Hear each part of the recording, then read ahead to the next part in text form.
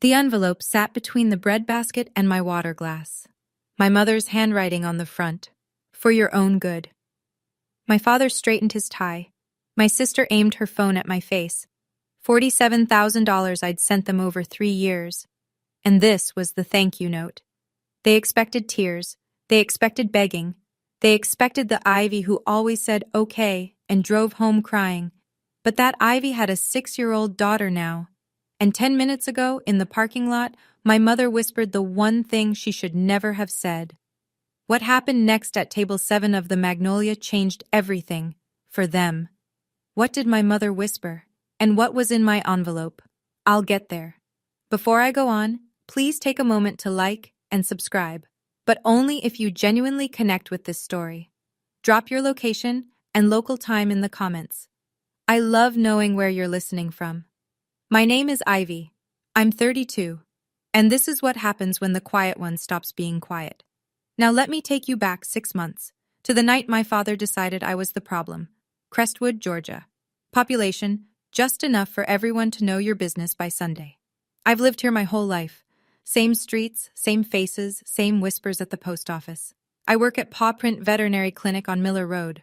I'm a vet tech. That means I'm the one holding your terrified Labrador still while Dr. Nguyen gives a shot. It means I smell like antiseptic and golden retriever by the time I clock out. My daughter Lily says I smell like love.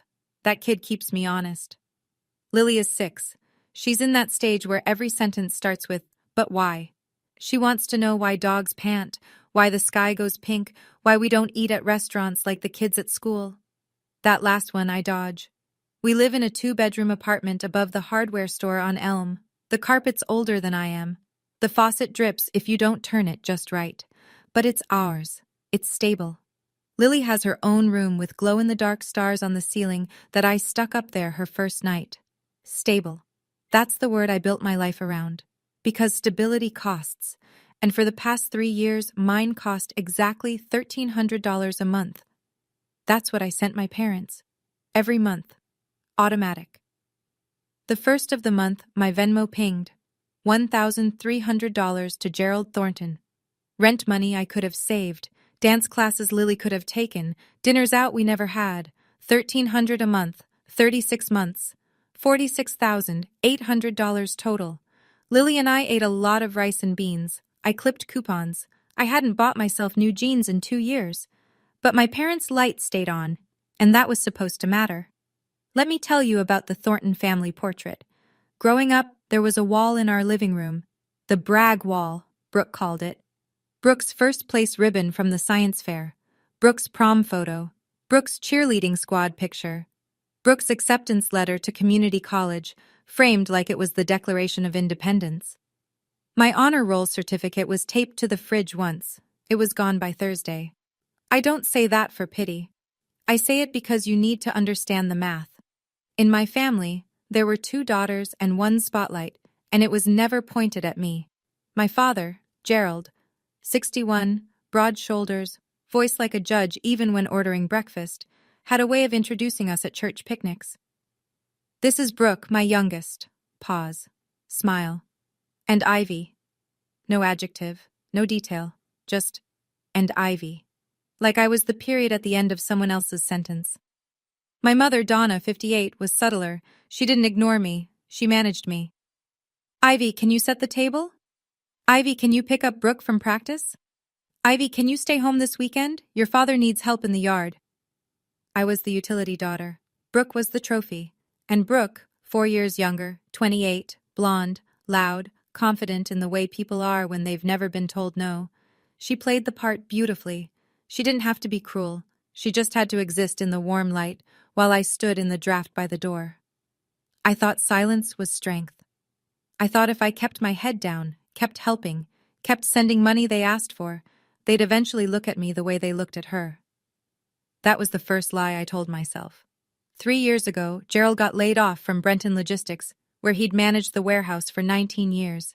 They gave him a box and 2 weeks severance. He was 58. He didn't tell anyone.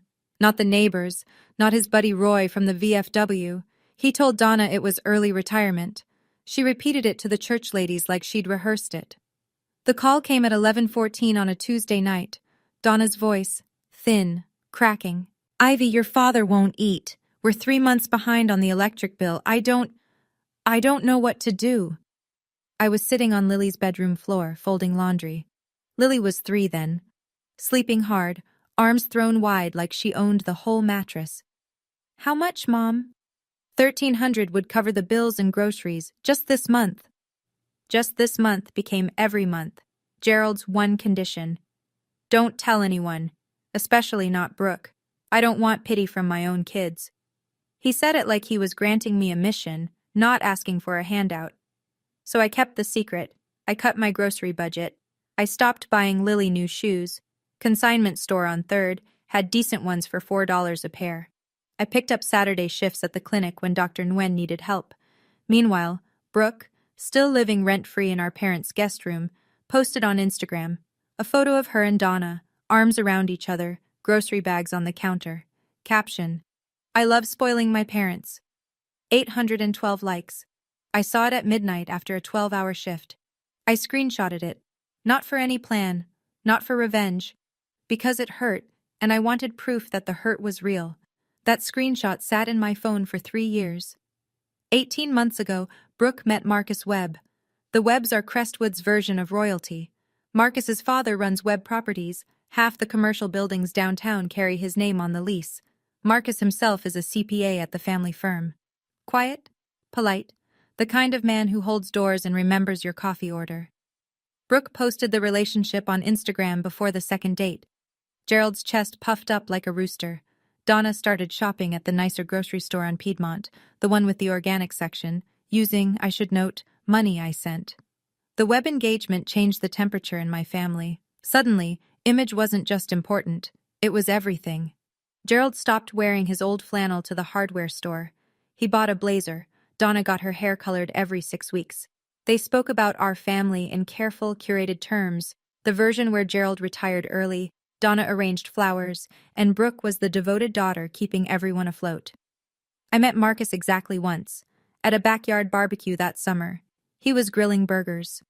I was refilling the lemonade pitcher because Donna pointed at it and said, Ivy. Marcus turned from the grill. So, what do you do? I'm a vet tech. My father materialized behind me. She's still figuring things out.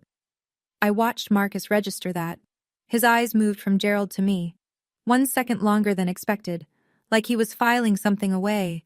I didn't think about it again. Not then. 2 weeks after the barbecue, Donna called. Her voice was honey thick, the pitch she uses when she needs something. There's a dinner, sweetheart. At the Magnolia, the whole family. Wear something nice, not your work clothes.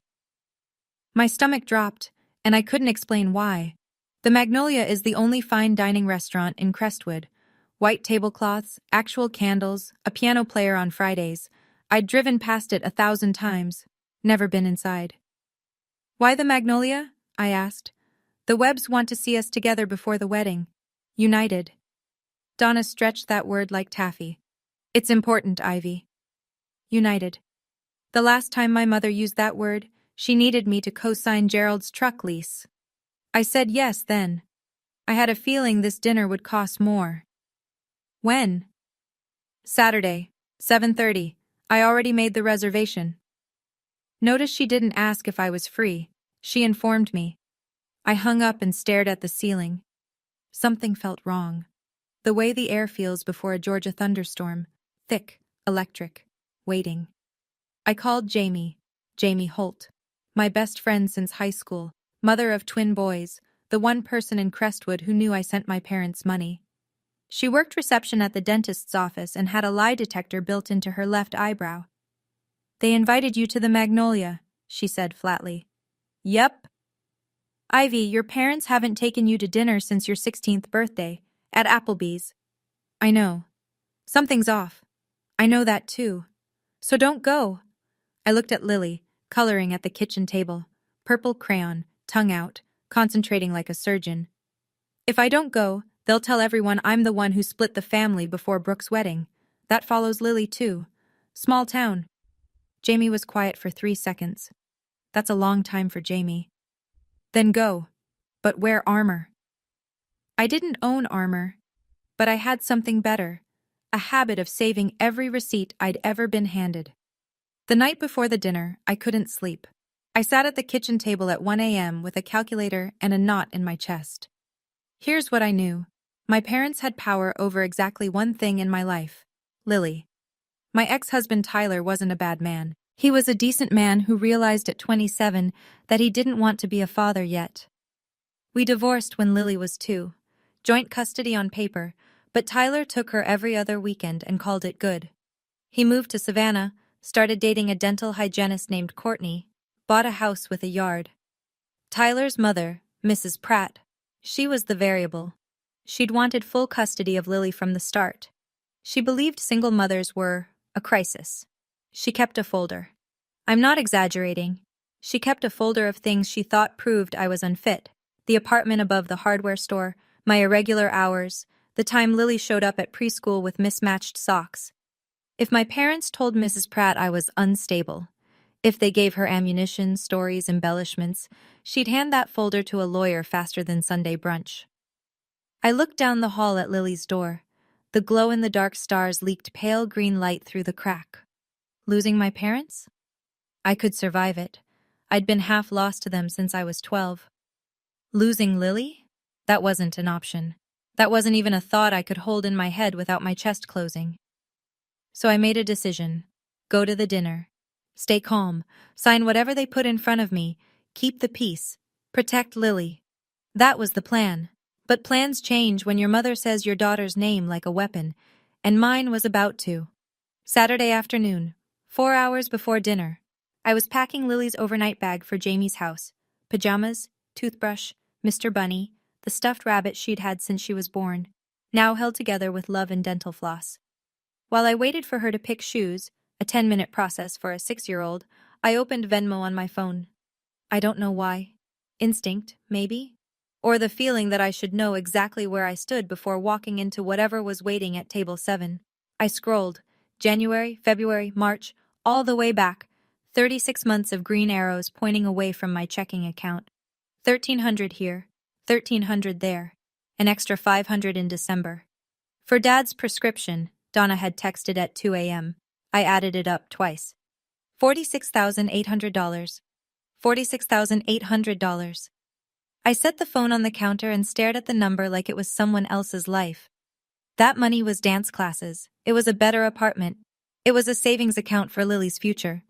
Instead, it kept Gerald's lights on and Donna's hair appointment funded. I should have closed the app. I didn't. I opened Instagram. Brooke's grid was pink and gold, curated like a boutique window. And there, posted yesterday, the newest photo. Brooke hugging Donna, grocery bags on the counter. Caption: 3 years of making sure my parents never worry. Family first. 847 likes. Marcus had left a heart emoji. I scrolled to the comments. Someone wrote, "You're such an amazing daughter." And underneath my mother's reply, "I'm so blessed to have you, Brooke. You're my rock." My rock. I screenshotted everything. Then I opened my laptop printer. I wasn't planning revenge. But I was done planning to cry. 7:28 p.m. The Magnolia's parking lot was half full. I recognized Gerald's truck, freshly washed. Unusual for a man who hadn't washed it in 6 months. Brooke's white Kia sat 2 spots over, a Web Properties bumper sticker on the back that I was sure Marcus didn't put there. I checked my reflection in the rear view. Dark blouse, clean jeans, the only pair without a bleach stain. Hair straight, no fuss. I didn't look like a woman about to be ambushed. I looked like a woman picking up takeout. In my bag, under my wallet, a manila envelope. Thin, light, heavy enough to end 3 years of silence. I walked in. Table 7, near the window. Candles lit, bread basket centered, water glasses already filled. The piano player in the corner was working through something soft and forgettable. Gerald sat at the head, of course, in a blazer I'd never seen. Donna wore a navy dress, pearls I recognized from her anniversary set. Her eyes were already pink-rimmed. Pre-performance. Brooke sat beside Marcus, champagne flute in hand, face done up like a magazine ad. Her phone leaned against the crystal bud vase in the center of the table, screen facing my empty chair. I knew that angle. I'd read an article last year about how people position phones for covert recording during custody disputes. The camera was aimed right where my face would be. Marcus stood when I approached. He was the only one. Ivy. He nodded. Slight smile. Genuine. Hey, Marcus. Gerald didn't rise. Donna patted the chair beside her. You look nice, honey. Sit. The chair was cold. The bread smelled warm. And across the table, my sister's phone screen glowed faintly red. Recording. For 15 minutes, we pretended. He was a decent man who realized at 27 that he didn't want to be a father yet. We divorced when Lily was 2. Joint custody on paper, but Tyler took her every other weekend and called it good. He moved to Savannah, started dating a dental hygienist named Courtney, bought a house with a yard. Tyler's mother, Mrs. Pratt, she was the variable. She'd wanted full custody of Lily from the start. She believed single mothers were a crisis. She kept a folder. I'm not exaggerating. She kept a folder of things she thought proved I was unfit. The apartment above the hardware store, my irregular hours, the time Lily showed up at preschool with mismatched socks. If my parents told Mrs. Pratt I was unstable, if they gave her ammunition, stories, embellishments, she'd hand that folder to a lawyer faster than Sunday brunch. I looked down the hall at Lily's door. The glow-in-the-dark stars leaked pale green light through the crack. Losing my parents? I could survive it. I'd been half lost to them since I was 12. Losing Lily? That wasn't an option. That wasn't even a thought I could hold in my head without my chest closing. So I made a decision. Go to the dinner. Stay calm. Sign whatever they put in front of me. Keep the peace. Protect Lily. That was the plan. But plans change when your mother says your daughter's name like a weapon, and mine was about to. Saturday afternoon, 4 hours before dinner, I was packing Lily's overnight bag for Jamie's house. Pajamas, toothbrush, Mr. Bunny, the stuffed rabbit she'd had since she was born, now held together with love and dental floss. While I waited for her to pick shoes, a 10-minute process for a 6-year-old, I opened Venmo on my phone. I don't know why. Instinct, maybe? Or the feeling that I should know exactly where I stood before walking into whatever was waiting at table 7. I scrolled. January, February, March, all the way back. 36 months of green arrows pointing away from my checking account. 1,300 here, 1,300 there, an extra 500 in December. For Dad's prescription, Donna had texted at 2 a.m. I added it up twice. $46,800. $46,800. I set the phone on the counter and stared at the number like it was someone else's life. That money was dance classes. It was a better apartment. It was a savings account for Lily's future. Instead, it kept Gerald's lights on and Donna's hair appointment funded. I should have closed the app. I didn't. I opened Instagram. Brooke's grid was pink and gold, curated like a boutique window. And there, posted yesterday, the newest photo. Brooke hugging Donna, grocery bags on the counter. Caption: 3 years of making sure my parents never worry. Family first. 847 likes. Marcus had left a heart emoji. I scrolled to the comments. Someone wrote, "You're such an amazing daughter." And underneath my mother's reply, "I'm so blessed to have you, Brooke. You're my rock." My rock. I screenshotted everything. Then I opened my laptop printer. I wasn't planning revenge. But I was done planning to cry. 7:28 p.m. The Magnolia's parking lot was half full. I recognized Gerald's truck, freshly washed. Unusual for a man who hadn't washed it in 6 months. Brooke's white Kia sat 2 spots over, a Web Properties bumper sticker on the back that I was sure Marcus didn't put there. I checked my reflection in the rear view. Dark blouse, clean jeans, the only pair without a bleach stain. Hair straight, no fuss. I didn't look like a woman about to be ambushed. I looked like a woman picking up takeout. In my bag, under my wallet, a manila envelope. Thin, light, heavy enough to end 3 years of silence. I walked in. Table 7, near the window. Candles lit, bread basket centered, water glasses already filled. The piano player in the corner was working through something soft and forgettable. Gerald sat at the head, of course, in a blazer I'd never seen. Donna wore a navy dress, pearls I recognized from her anniversary set. Her eyes were already pink-rimmed. Pre-performance. Brooke sat beside Marcus, champagne flute in hand, face done up like a magazine ad. Her phone leaned against the crystal bud vase in the center of the table, screen facing my empty chair. I knew that angle. I'd read an article last year about how people position phones for covert recording during custody disputes. The camera was aimed right where my face would be. Marcus stood when I approached. He was the only one. Ivy. He nodded. Slight smile. Genuine.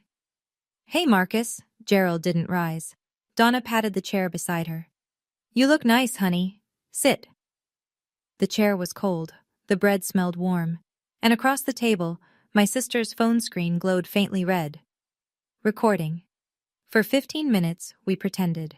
Gerald asked Marcus about a property deal on the south end of town. Donna complimented Brooke's earrings. Marcus asked me how work was going. I said fine. Nobody asked about Lily. The appetizers arrived. Shrimp cocktail, roasted beet salad, things I'd never ordered in my life because they cost more than my weekly grocery run. I ate one shrimp. It tasted like money I'd sent. Then Gerald cleared his throat. That sound. I'd heard it 1,000 times before report cards, before lectures, before every announcement that rearranged my life without my consent. The throat clear was his gavel. He reached into his blazer and produced a white envelope. Donna's handwriting on the front, careful cursive. For your own good. Ivy. Gerald set it between the bread basket and my water glass. Your mother and I have been thinking about this for a long time. Donna pressed her napkin to her eyes. On cue. Gerald opened the envelope himself, unfolded 2 typed pages. He read aloud, measured, rehearsed, like he'd practiced in the bathroom mirror. The letter said, due to irreconcilable differences in values and lifestyle, the family had decided to release Ivy from the obligations and expectations of the Thornton household. It said my personal struggles had created unnecessary tension ahead of Brooke's wedding. It said this was an act of compassion. The language was too clean for Gerald. Donna must have looked up templates online. Translation: we're cutting you off. Don't come to the wedding. Don't contact us. Disappear. Gerald placed the letter flat on the table, smoothed the crease with his palm, and set a pen beside it. We just need your signature, sweetheart. Sweetheart. He hadn't called me that since I was 9. I picked up the letter. Read it again, slowly this time. Not because I needed to understand it, but because I needed them to wait. Gerald's knee bounced under the table. I could feel the vibration through the floor. There's a second page, I said. Just the acknowledgement, Gerald said quickly. Standard. I turned the page. The second sheet was simpler. 1 paragraph. My name, a signature line, a date, and above it, I, Ivy Thornton, voluntarily relinquish all familial ties and agree to have no contact with the Thornton family or its extended relations. Extended relations. That meant the Webbs. I set the page down. And if I don't sign? Gerald's jaw worked. Donna stopped dabbing her eyes. Ivy, Gerald said, don't make this harder than it has to be. That's not an answer, Dad. He leaned forward. If you don't sign, we'll have to protect Brooke's future. And ourselves. Donna turned to me. Her voice dropped, soft enough that Marcus, seated across the table, had to lean in to hear. Tyler deserves to know what kind of mother you really are. We've kept quiet long enough. There it was. Tyler, custody, Lily. I understood the architecture now. This dinner wasn't about releasing me, it was about silencing me. Sign the paper, vanish quietly.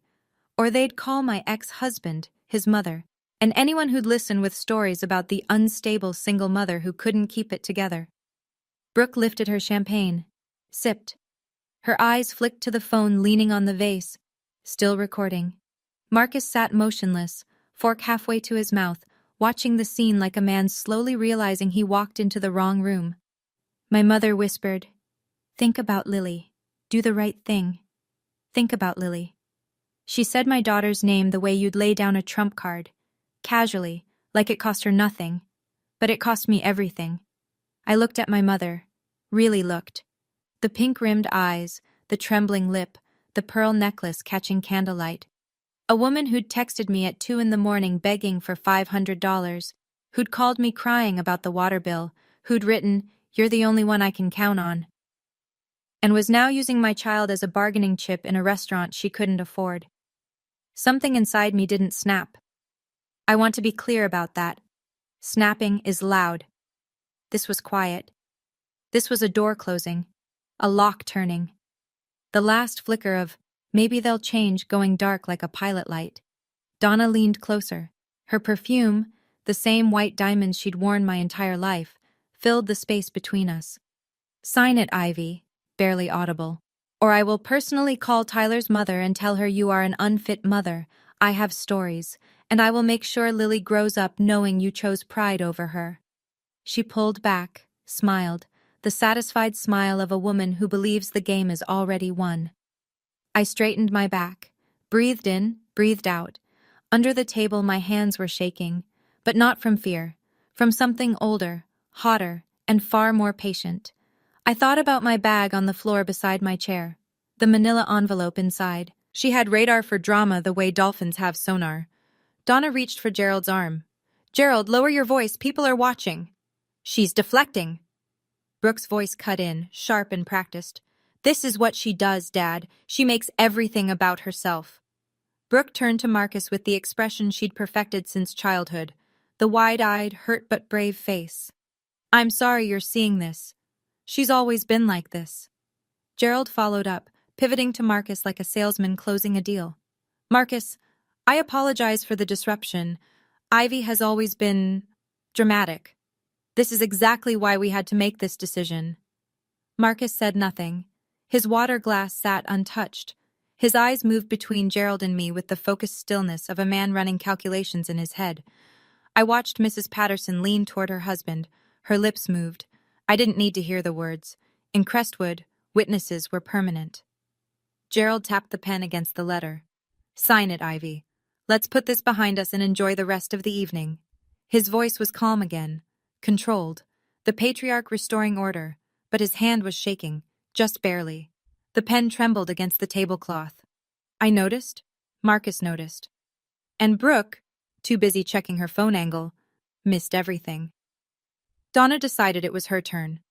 She placed both palms flat on the table, a gesture of sincerity she'd used at every church fundraiser, every PTA meeting, every moment she needed people to believe she was the reasonable one.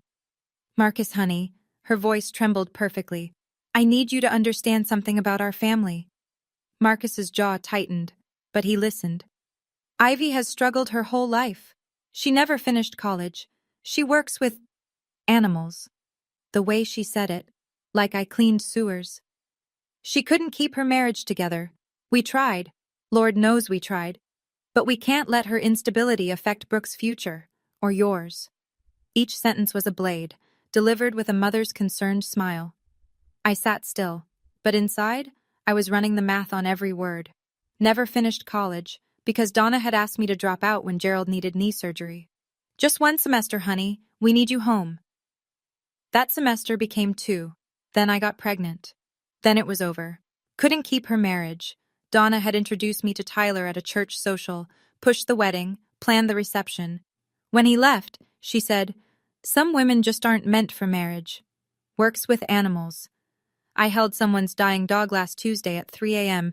and called the family myself. But sure, just animals. Marcus set his fork down, quietly. "Brooke told me Ivy chose to leave school," he said. "That's right," Donna said quickly. "She also told me your dad's surgery was minor, outpatient."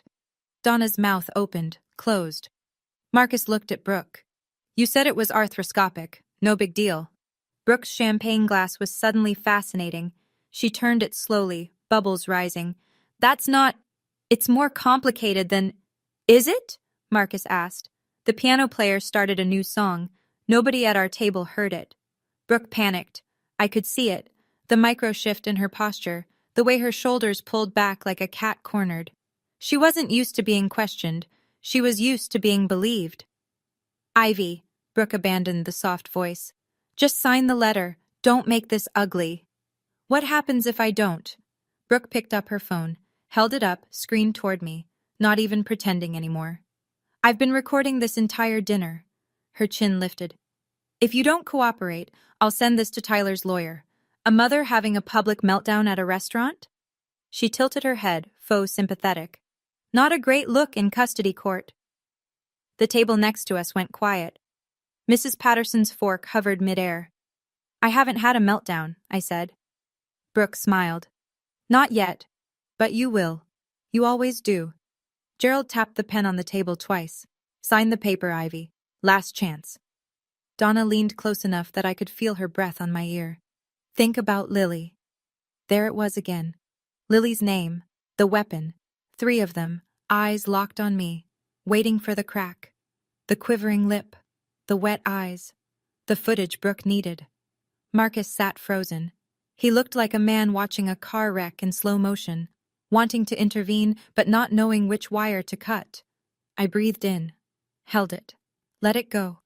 Then I reached under the table, into my bag. My fingers found the manila envelope, smooth, cool. I'd sealed it with a single piece of tape at 4:30 that afternoon, sitting at my kitchen table while Lily drew unicorns in the next room. I brought it up and placed it on the tablecloth, right next to their letter. My hands didn't shake. Gerald stared at the envelope like I'd placed a live grenade beside the shrimp cocktail. What is that? I peeled back the tape. Calm. The way I open supply packages at the clinic, efficient, no drama. You brought your envelope, I said. I brought mine. Donna's hand moved toward her pearls.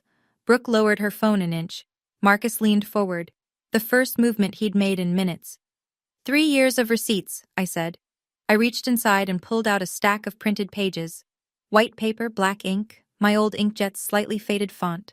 Not fancy, not legal, just true. The first page, a Venmo transaction history. My name at the top, Gerald Thornton at the bottom. 36 entries in a neat column, each one dated, each one for $1,300. A handful for more. $1,800 in December, $1,500 in March when the furnace broke. Total at the bottom. I'd circled it in red pen. $46,800. I held the page up. Not high, not like a protest sign. Just enough that Marcus could read it across the table. Just enough that Mrs. Patterson, craning her neck one table over, could see numbers. 36 payments, I said, voice level. $46,800. From my checking account to yours. Gerald's mouth opened. No sound came out. Like someone had unplugged his speaker. Donna's pink-rimmed eyes went wide, real this time. Not performance. Pure fear. Brooke set her champagne down so hard the stem wobbled. I placed the page flat on the table, beside their disownment letter. Side by side. Their fiction. My math. Should I keep going? I asked. Because I have 2 more pages. Nobody said no. Nobody said anything at all. I pulled out the second page. Printed text messages, time-stamped, complete with Donna's contact name at the top. Mom. November 15th, I read. 11:47 p.m. From Mom. I glanced at Donna. She looked like she'd swallowed her pearls. Ivy, please, the water bill is $340. Dad won't ask, but we're desperate. Don't tell Brooke, she'll worry. Ivy, Donna started. I turned the page sideways so Marcus could see the screenshot. Date, time, sender, all there. January 3rd, 2:08 a.m. From Mom. Can you send $500 extra this month? Dad needs his prescription refilled. You're the only one I can count on. Donna's hand shot across the table. Give me that. I pulled the page back. Not fast, slow, deliberate, like removing a bandage. March 19th, 1:14 a.m. Ivy, the mortgage company called again. I'm so scared. Please don't tell your father I texted you this late. Gerald turned to Donna. His face had gone from white to gray. You texted her at 1 in the morning? Gerald, I was scared, Every month, I said. For 3 years. At midnight, at 1, at 2 a.m. While Lily was sleeping and I was awake doing the math on whether I could afford both groceries and your electric bill. Marcus pulled the Venmo page toward him. He studied it the way accountants study things, line by line, number by number. Then he looked up at Brooke. You said you were paying their bills. Brooke's face went red, not embarrassed red, caught red. She's exaggerating. I helped too. How much? Marcus asked. Simple, quiet. How much did you send them, Brooke? The piano played on. Brooke didn't answer. She didn't have a number, because the number was 0. I laid down the third page. The last one. A color printout. Brooke's Instagram post from 2 days ago. The photo. Brooke and Donna, arms around each other, grocery bags artfully arranged on the kitchen counter. The caption, in Brooke's signature bubbly font. 3 years of making sure my parents never worry, family first. I placed it next to the Venmo records. This, I said, pointing to the Instagram post, is what she told the world. I moved my finger to the bank records. This is what I actually paid. The 2 pages sat side by side like a split screen. Fiction on the left, $46,800 of truth on the right. Marcus stared at both pages.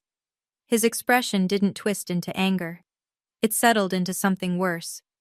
Disappointment. The quiet kind. The kind that means someone has finished recalculating who you are.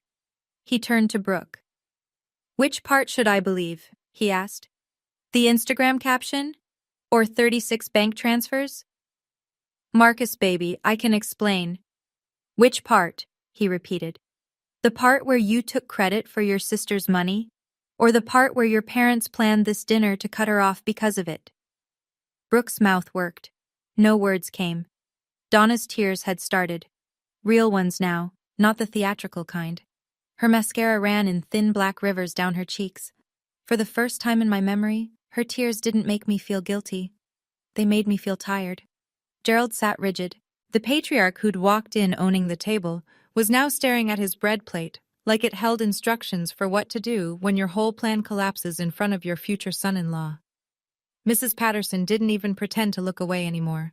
Marcus folded his napkin, set it beside his plate. Precise. The way he probably closed a ledger at the end of the day. Then he stood. The chair scraped against the tile. A sound small enough to be nothing in any other restaurant. But in the vacuum of table 7, it cracked like a gunshot. Where are you going? Brooke's voice pitched high.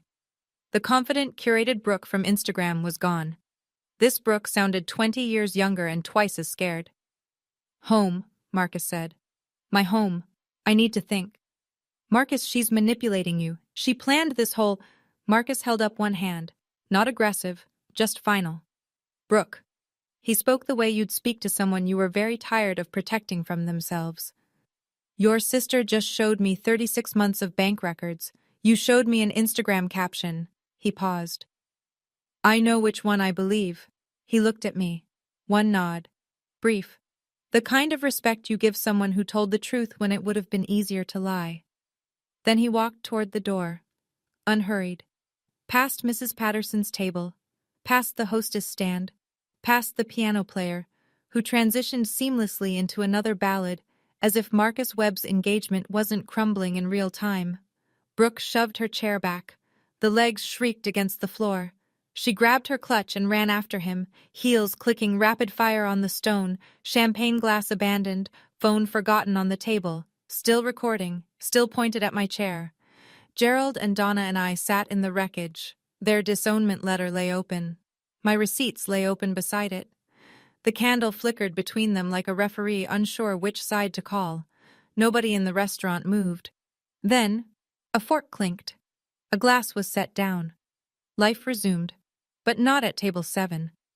I gathered my pages, stacked them, tapped the edges even against the table, the same motion I used to square up patient charts at the clinic. Neat, orderly. I slid them back into the manila envelope. Gerald spoke first. His voice was hoarse, like he'd swallowed sand. You just ruined your sister's engagement. I looked at him, my father, the man who'd introduced me as an afterthought for 32 years. No, I said. Brooke's lies ruined her engagement. I just stopped lying for her. Donna's hands were flat on the table, mascara streaked, pearls rising and falling with shallow breaths. After everything we've done for you, you've done nothing for me, Mom. I said it without heat, without spite, like reading a lab result. I did everything for you, and you rewarded me with this. I pointed at their letter. For your own good. Donna's neat cursive, now smeared with a water ring from Gerald's glass. I stood, picked up my bag, slid the strap over my shoulder. I'm not signing your letter. I'm not begging. And I'm not your secret anymore. Gerald opened his mouth. I kept going. Starting tonight, I'm done sending money. I'm done being invisible. And if either of you contacts Tyler or his mother about Lily, if you say one word about my fitness as a parent, these records become a public conversation, not a private one. I pushed my chair in, quietly, no scraping.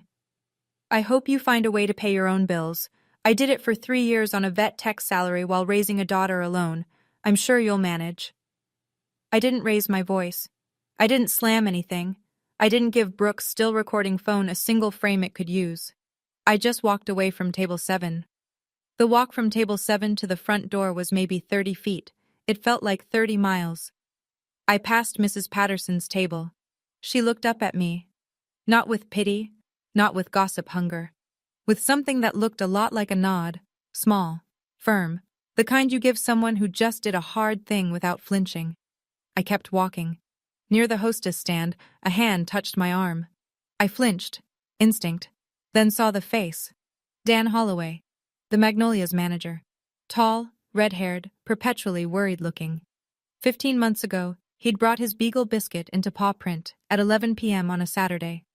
Bloat, the stomach twisted, life-threatening. I stayed 3 extra hours that night. Biscuit pulled through. Dan had sent a card that read, "You saved my best friend. Ivy." Dan kept his voice low. "Your check tonight is on the house." "Dan, you don't have to." He shook his head once. "Biscuit says thank you." I almost lost it right there. Not because of the free dinner, because in a restaurant where my family had just tried to erase me, the man whose dog I'd saved at midnight remembered my name. That's the thing about small towns. They see everything, and sometimes what they see is you. I pushed through the front door. The Georgia night hit me, warm, humid, smelling like fresh-cut grass from the church lawn across the street. Crickets, a distant dog barking, the ordinary sounds of a world that hadn't ended, even though something inside me had. I made it to my car, sat down, closed the door, and I cried. Not the tears they wanted, the broken, begging kind. These were the other ones. The kind that come when you finally set something heavy down after carrying it for 3 years. Relief. That's what relief tastes like. Salt and silence. I drove to Jamie's house. 9:07 p.m. Porch light on. Cartoon sounds leaking through the screen door. Jamie opened up before I knocked. She had that look. The one where she'd been sitting by the window watching for headlights. That bad? That good, actually. Her left eyebrow climbed, the lie detector engaged, but she let it go. "Mommy!" Lily came barreling down the hallway in her unicorn pajamas, sock feet sliding on the hardwood. She hit my legs like a tiny wrecking ball and wrapped both arms around my knees. "Mommy, Jamie let me eat 2 popsicles." "2? That's very serious." And I watched the one with the fish. Nemo. He finds his dad. "I know, baby." I crouched down and pulled her in. Her hair smelled like kid shampoo and strawberry ice cream. Her arms tightened around my neck with the ferocity of someone who doesn't know the world is complicated yet. Over Lily's shoulder, Jamie mouthed, "You okay?" I nodded. "I'll tell you everything tomorrow, but tonight, I just need to hold her." Jamie squeezed my arm at the door. "Whatever happened at that restaurant, you did the right thing, I can tell." "How?" "Because you're not crying and you're not apologizing. That's new." She wasn't wrong. I buckled Lily into her car seat. She was asleep before I turned onto Elm Street, out cold, head tilted, Mr. Bunny clutched in one fist. I checked the rearview mirror. No headlights following me. I checked my phone at a red light. No texts from Gerald. No calls from Donna. No voicemail from Brooke. For the first time in 3 years, my phone was silent. I drove home in the quiet, and the quiet felt like mine. Sunday morning. Lily ate cereal at the kitchen table and drew a picture of Biscuit. She'd met Dan's beagle once at the clinic and decided they were best friends. I poured coffee, sat across from her, opened my phone. First call, the legal aid office at the county courthouse. A woman named Rebecca answered, voice like warm sandpaper. If my parents contact my ex-husband and make false claims about my fitness as a mother, what are my options? Rebecca didn't blink. I imagine she hears variations of this question every Monday. Document everything. Save texts, voicemails, any communication. If it escalates to harassment, you can petition for a protective order. Do you have evidence of the threats? My sister recorded the dinner where they said it. A pause. She recorded herself making threats? She recorded me, but she got them too. Keep copies of everything. If your ex files any motion based on their claims, those recordings and financial records will speak for themselves. I thanked her, hung up, wrote down her name and number on the notepad by the fridge, the one Lily had decorated with dinosaur stickers. Second action. I opened Venmo, found the recurring payment to Gerald Thornton. 36 months of automatic transfers stared back at me. I pressed cancel. One tap. The thing that had cost me $46,000, 3 years of ramen dinners, and every pair of new jeans, gone in one tap. Third action. One text message. To Gerald. I love you both, but I will not be used anymore. Do not contact Tyler. Do not contact me unless it's to apologize, a real one. I set the phone face down on the table. Lily looked up from her drawing. Mommy, do beagles like cereal? Probably, baby, but it's not good for them. Oh, like too much candy? Exactly like that. I want to step out of the story for a second. After I sent that text, I sat at the kitchen table staring at my phone for 20 minutes, waiting, watching the screen. Nothing. No reply from Gerald, no reply from Donna, just Lily humming and coloring across from me. And honestly, I don't know if the silence hurt more or less than the dinner. Here's what I keep going back and forth on, and I want your take. Do you think my parents were always like this? Were they always the kind of people who'd use a grandchild as leverage? Or did the money pressure and Brooke's wedding change them into something they weren't before? Because some nights I think I lost them at that restaurant, and other nights I think I never had them to begin with. Drop your honest opinion in the comments. I read every single one, and your perspectives help me more than you know. All right, let me tell you what happened in the weeks after that dinner. Crestwood is a small town with a long memory. I didn't say a word to anyone. I didn't have to. Mrs. Patterson went to her Tuesday Bible study. By Wednesday afternoon, the story had migrated from the Baptist church to the hair salon on Main to the checkout line at Garner's Market. I know because Jamie texted me a play-by-play with the precision of a war correspondent. Linda at the salon says Donna's been sick all week. Tuesday. Roy from the VFW asked Gerald at coffee if his daughter really paid his bills for 3 years. Gerald left before finishing his cup. Thursday. Brooke deleted her Instagram. Friday. Donna didn't show up at the flower shop for 4 days. When she returned, her co-worker Helen, who'd seen the Instagram post, who'd liked it, who'd commented, "Mother-daughter goals," looked at her across the arrangement counter. "Donna, I had no idea Ivy was the one helping you. You must be so grateful." Donna didn't answer. She trimmed the stems of a dozen roses and said nothing for the rest of the shift. Gerald tried to hold his ground. He went to his usual booth at Clyde's Diner for Saturday breakfast. 2 men he'd known for 20 years sat down across from him. "Gerald, heard your oldest has been supporting you folks for a while now. That's a good kid you raised." Gerald put a 5 on the table and walked out with his eggs untouched. "I didn't orchestrate any of this. That's the thing about truth in a small town. You don't have to broadcast it. You just have to say it once, in front of the right person, and let the zip code do the rest." Mrs. Patterson was the right person. Table 5 was the right seat. Marcus didn't break the engagement immediately. From what I pieced together later, through Jamie, through small-town gravity, he gave Brooke a chance. He sat her down in his apartment the morning after and asked her to explain. Everything. The Instagram posts, the money, the lies. Brooke tried the playbook that had always worked. She cried. She said she was going to pay them back eventually. She said she didn't mean for it to go this far. She said I had twisted things. Marcus listened. He's that kind of man, the kind who lets you finish. Then he asked one question.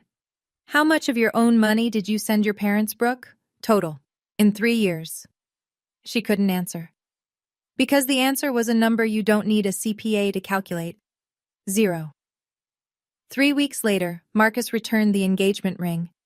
No social media announcement, no public scene, just a quiet conversation in his apartment, and then it was over. Brooke moved back into our parents' guest room, the same room she'd lived in rent-free while I sent $1,300 a month. Except now, the $1,300 wasn't coming. Gerald and Donna faced reality that first month like a cold shower. The electric bill, the water bill, Gerald's prescription, a blood pressure medication that cost $94 a month without insurance. The furnace that wheezed every time the temperature dropped below 50. Donna called me 2 weeks after the dinner. I didn't answer. She left a voicemail. Ivy, we need to talk. 37 seconds. No apology. No, I'm sorry. No, I shouldn't have said what I said about Lily. Just, we need to talk.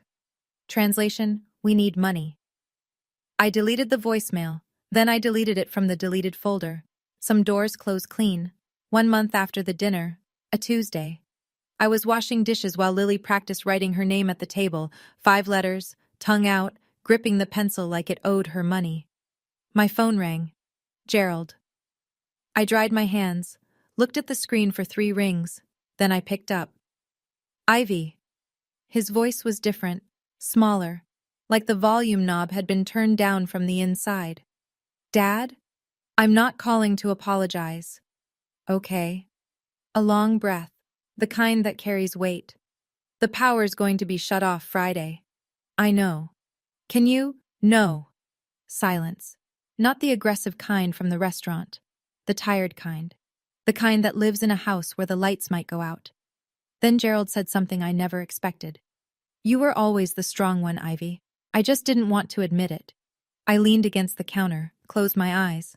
That's not an apology, Dad. I know. Saying I'm strong doesn't undo what you did. It doesn't undo the letter or the threats or Mom telling me she'd call Tyler.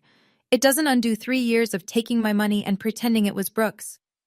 I know, he said again, quieter. When you're ready to really apologize, not because you need money, not because the power's out, but because you're genuinely sorry for what you did to your daughter at that table, call me again. And if I can't, then I guess we'll both know where we stand. I hung up, set the phone on the counter, pressed my palms flat on the cold tile and breathed. Lily looked up. Was that Grandpa? Yeah, baby. Is he okay? I looked at her. Those big eyes. No agenda behind them. Just love. He's figuring things out, I said. It wasn't a lie. I just didn't know if it was true yet. 3 months after the dinner at the Magnolia. I still live above the hardware store. Still work at Paw Print. Still wear scrubs that smell like antiseptic and Labrador. Nothing about my life looks dramatically different from the outside. But the math changed. $1,300 a month. My money now. Lily's money. I opened a savings account at Crestwood Community Credit Union in her name. College fund. The starting balance was embarrassing. But it exists. That's what matters.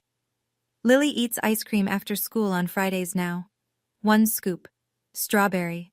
She thinks it's the most extravagant thing in the world. She might be right.